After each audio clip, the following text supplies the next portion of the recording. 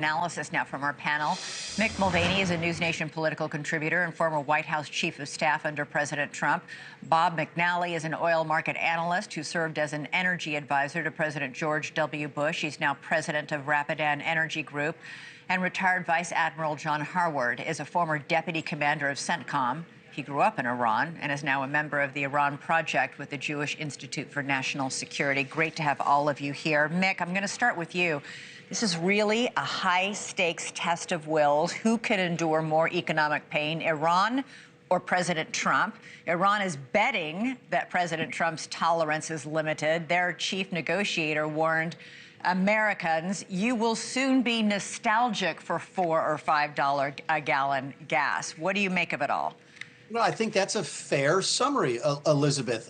The question is, will the Iranians sort of subject their people to tremendous economic hardship? I think we all know the answer. We expect the answer is yes. Look, they killed between 30,000 and 90,000 of them a couple of weeks ago, depending upon what your source is. So are they willing to sort of ride this out? I think that's probably the case. Keep in mind, the Iranians don't have to win this war. They just have to not lose. This is a war of resistance and survival. So Trump thinks that he can outlast them, and that's why he gets paid the big money. You want to be the president of the United States and make the big decisions?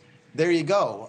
But we're going to find out, essentially, is what it comes down to. Bob, if the American blockade works and no Iranian oil gets through, prices worldwide are going to go up. I mean, some companies are making plans for $175 a barrel oil. That's more than double what oil cost before the war started. You're right, Elizabeth. If Iran's been the only major exporter of oil from the Persian Gulf, about 1.5 million, 2 million barrels a day.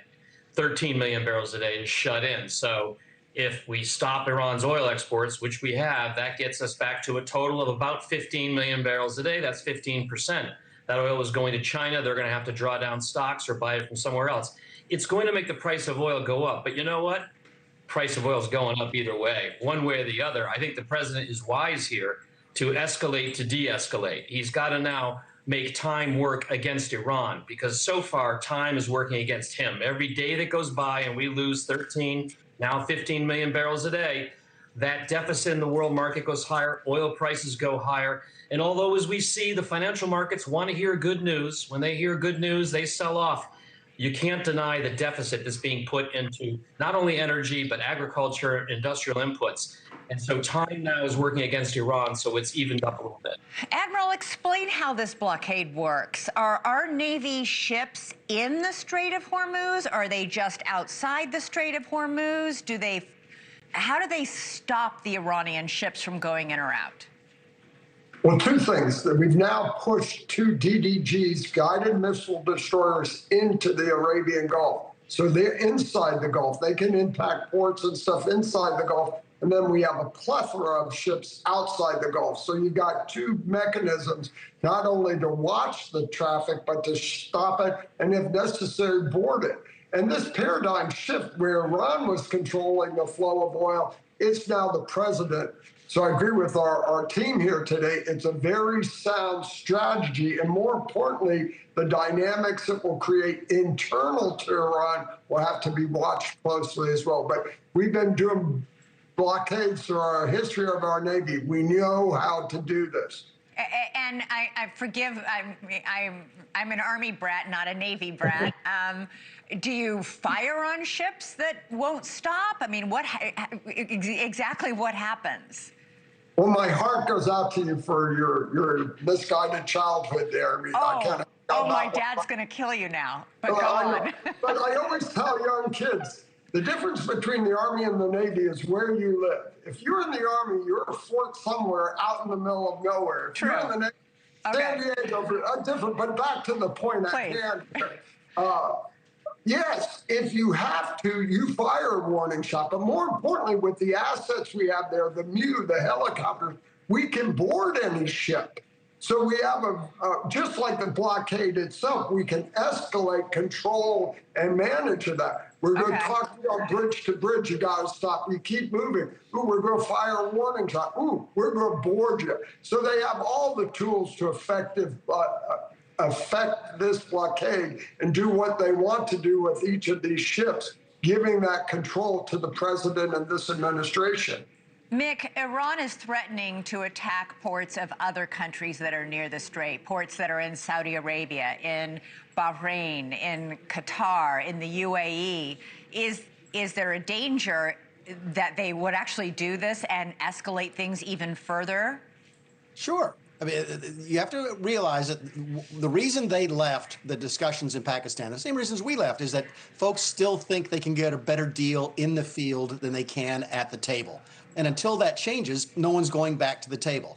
So there's a chance that we might escalate, both in terms of what we do, but also sort of geographically. And there's certainly an chance they will do the same, most likely geographically, because we've pretty much wiped out a good bit of their military capability. But yes, I think you're going to see more military action, Elizabeth, before you see anybody go back to the table, because both camps left Pakistan for a reason, which is that they didn't think they could get a good deal. Until that changes, it's going to be bullets and not talking. Bob, much of the Iranian oil goes to China. 40% of China's oil comes from Iran. What effect is this going to have on China and, I suppose, trickling down the rest of the world to have this much oil cut off? You know, I think China chills, right? China has much greater dependency on the other side of the Gulf, the GCC, the Saudi Arabia, the Emirates, Kuwait, much bigger economic stakes there, and even with the United States than it does with Iran. So I don't think, and China doesn't have military supremacy there. So I think the Chinese won't challenge the blockade. I think they want this to end like everybody else does. Now, because they won't be receiving that 1.5 million barrels a day, and it's a global market, they have two choices. They can start drawing down their ample strategic stocks they've been building for years, 1.2 billion or so. They got plenty of oil. They can start drawing those down, or they're going to have to go and compete.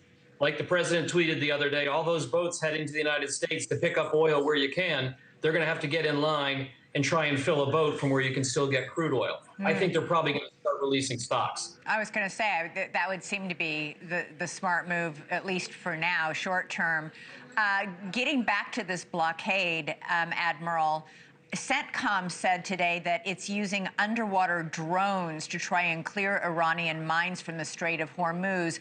You had said our destroyers are in the Gulf, not in this tiny strait. I mean, this strait is quite small. That's exactly right. But inside the Gulf, you're controlling who's going and coming. You can see them, you can track them, you can act against them. So why take the risk of limiting yourself inside the Gulf, because you can control it at both ends outside. So you're minimizing the risk to you while ensuring you can accomplish the mission. Again, sound strategy, and with the tools, not just under the water, above the water, able to see mines, detect mines, sonar, and other tools that those destroyers have will help in all of this. So there's going to be a lot of technology leverage to ensure this. And to date, Elizabeth, I still haven't heard of a report of anyone seeing a mine, anyone detecting, or what the assessment of their capacity or capability currently is to deploy them. And as always, ships moving through the Gulf itself represent they're not currently in place. So we'll have to see. But I think the real indicator is when you have a mine event occurred. That's what will really change the dynamics here. But until then, we're going to move with as much prudence as we can, minimizing risk and ensure the free flow of oil. And again, Elizabeth, I'm my Army family, but when it comes to football, that's just another differentiator. I'm very passionate at it. Okay. But getting back to these mines, Admiral, is it possible Iran just told everybody they put mines in the Strait of Hormuz to scare everybody away and that they didn't actually? Admiral, can you hear me? Yeah, oh, of course. It's the threat.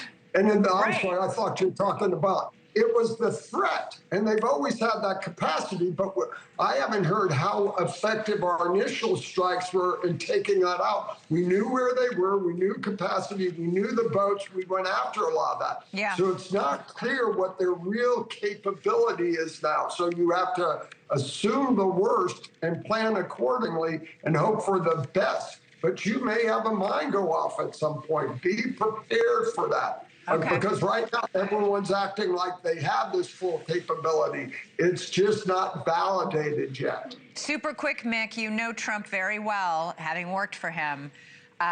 Is he going to be able to stick this out if things start to go south economically even more than they have? We know voters are unhappy with this war, unhappy with the price of gas, unhappy with, and we're not even getting into the whole farming crisis and the fertilizer crisis that's about to hit. Yeah, I think he's got a couple more weeks before the base starts to abandon him. But when that starts to happen, then he will certainly pay attention. He's paying attention to the politics anyway. But I think it's another couple of weeks before the base starts to move away from him after those. They see the gas prices for 7 more weeks. All right, Mick Mulvaney, Bob McNally, Admiral John Harward. I won't hold it against all your slurs against the Army. Thank you, all three. I appreciate you joining us tonight.